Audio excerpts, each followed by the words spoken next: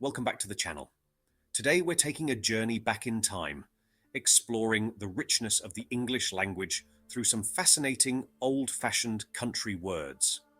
These are the terms our ancestors used to describe the beautiful and diverse landscapes around them.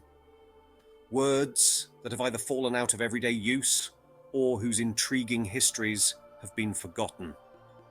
If you've ever wandered through the countryside and wondered about the old names for hills, valleys, and streams, then this video is just for you. From clatter to zorn, we'll uncover the meanings behind these charming words and delve into their origins. You might be surprised to learn how many of these terms have shaped the names of the places we know today. So, grab a cup of tea, sit back, and let's step into the world of Old English country words. Whether you're a lover of language, a history enthusiast, or just someone who enjoys a good story, there's something here for everyone. Let's get started. Clatter.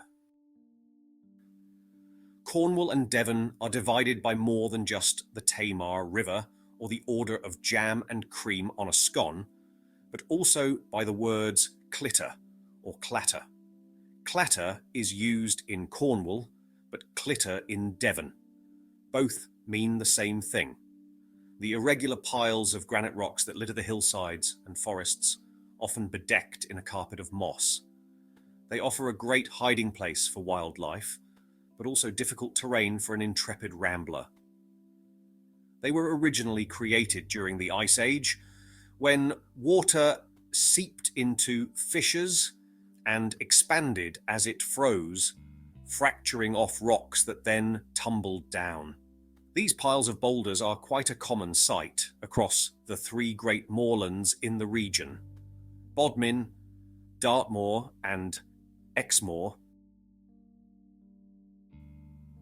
Daddock.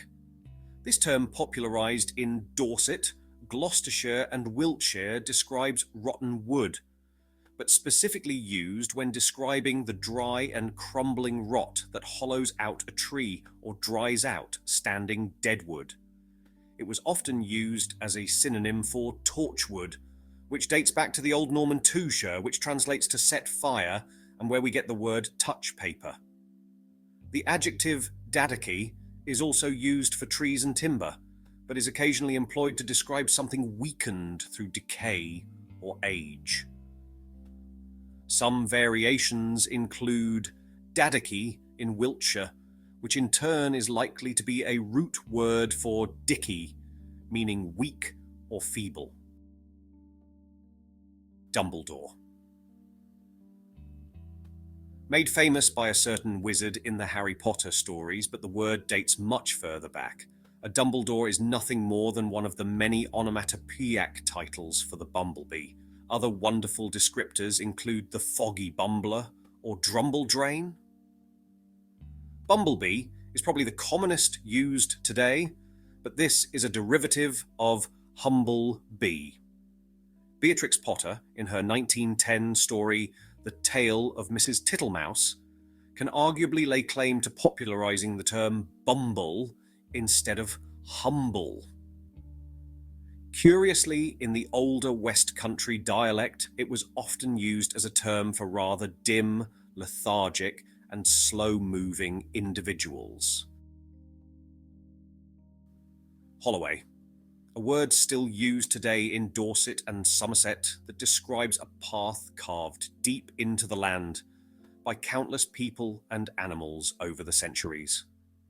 These footpaths are often so canopied by trees, they almost resemble a tunnel in the landscape. The creation of a holloway is often a delicate balance. If used too much, they can be developed, resurfaced, and tamed. However, if completely abandoned, they quickly become overgrown, reclaimed by nature, and somewhat impassable. Hollow way is the logical source of the word, but it may also derive from Halloway, referencing an old pilgrimage route.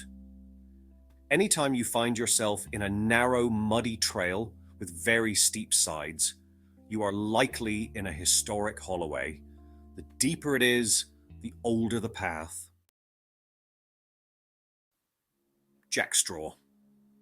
This word was later used for the Edwardian parlour game, often known nowadays as pickup sticks. However, its original usage refers to a tangle of storm-felled trees and branches in a forest. Jackstraws are more commonly found on the edges of coniferous plantations, where the tightly packed trees are more exposed to the elements. Due to their close proximity to one another, the root systems often intertwine, making them more susceptible to mass collapses. The trees are tangled together and usually do not fall to the ground. This ensures good ventilation, so the fallen timber dries much quicker. This desiccated wood is often at high risk of fire, and when it does burn, it can burn vigorously. Logan. This name is commonly used in Devon, but is also found in Cornwall. It describes a large granite stone that is often part of a tor, which is only supported on one or two narrow points. They often seem precarious and may even be rocked back and forth, but they never tumble from their perch. It is believed that the root word is log in Cornwall or logging in Devon, which both mean rocking to and fro. Victorian antiquarians associated them with druidic practices, but they are in fact a natural occurrence. Tolman. This word can be found throughout the West Country, and despite its similarity, is not related to the standing stone known as a dolmen. The term is a contraction of two Cornish words, tol, meaning hole, and men, meaning stone. They are the result of several natural forces. Fast-moving, swirling water in rivers that rapidly dislodge and move stones with such force they can over time bore holes in larger rocks. On a small scale, they can generate hagstones, which in folklore, when gazed through, reveal the normally invisible fae to the observer. However, the tolmen is on a much larger scale and are bore holes creating rocky basins. Probably the best example can be found at St Nectan's Glen near Tintagel. Zon. This is a Cornish word that comes from sawan, which means chasm. Zones are found throughout Cornwall, but the best examples are at Land's End. They are specifically steep-sided coastal inlets formed from tidal erosion. These craggy coves are continuously carved out by the sea until the roof collapses.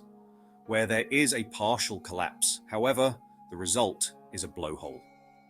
Although originating from the Cornish, the word has now spread throughout the British Isles. Zones nowadays are often sought out by adventurous coastal climbers, but be warned, they are very dangerous.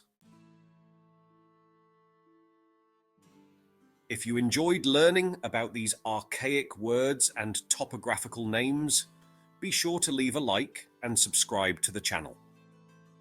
Click that notification bell so you don't miss any of my future videos exploring these linguistic relics. I love reading your comments as well, so let me know what other topics you'd like me to cover. Until next time, thanks for watching and farewell.